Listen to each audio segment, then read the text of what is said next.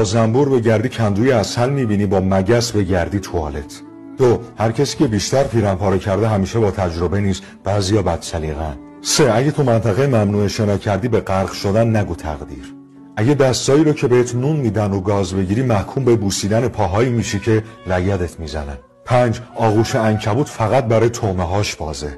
6. هر وقت با حرف کسی نظرت نسبت به شخص دیگه عوض شد بدون از سن فقط عددشو داری. 7. سوزن خالی کاری ازش بر نمیاد اگه دوختتت بدون یه جایی بهشون نخ دادی. 8. قبل از اینکه سراغ فلسفه، هنر، تاریخ، هر چیز دیگه ای بخوای بری اول باید شکمت سیر باشه. شکم خالی دین و فضل و هنر و فلسفه سرش نمیشه. 9. وجدانتو بفروشی دنیا رو میتونی بخری، اما خودت دیگه دوزار نمیارزی.